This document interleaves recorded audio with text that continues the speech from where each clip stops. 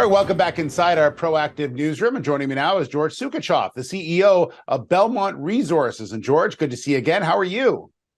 Fantastic. Always coming out with good news. So I was excited. Yeah, this is in relation to the Kibby project in Nevada. So maybe just remind everyone a little bit about that project and also about your partner, Marquis. Yeah, we have actually staked the entire Kibby Basin, which is around 60 kilometers north of the probably more well-known basin to the south there.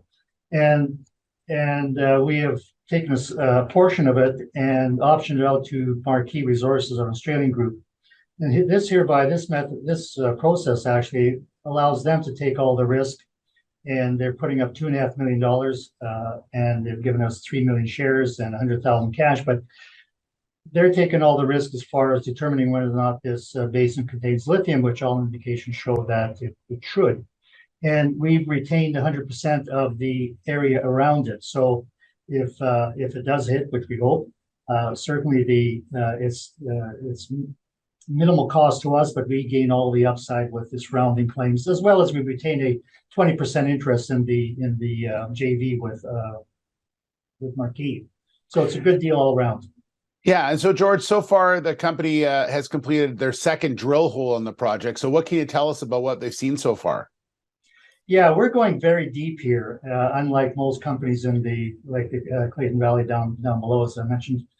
But we're going very deep, and you have to go where indications geophysics says there's something salty down or very conductive, which is usually interpreted as being salty, which may interpret to be brine, and the brine may have lithium. So I mean, there's still stages to go through, but indications are that it's deeper down, and so this is what we're going after. And it's more expensive to go this deep. It's hard to go this deep, but again, the Australians are paying for it all. No risk to us whatsoever as far as in the dilution factor and like that.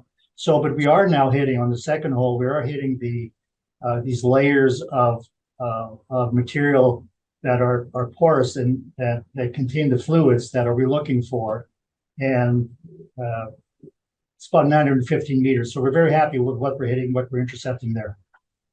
And the process in which they're able to see that is kind of interesting as well. You talk about that in the news release also. Yeah, we use a device called a packer testing, and it's very important that as you drill down, fluids come into the hole, et cetera, like that, and they're diluted mixed with other. You want to be sure that you are sampling in a precise area at depth, so you know exactly where those fluids are.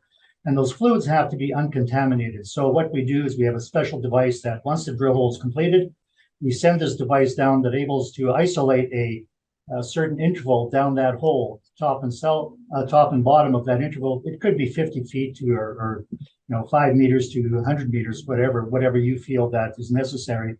And it seals off, and we first of all drain out purge out all the fluids that are in there already that may be diluted.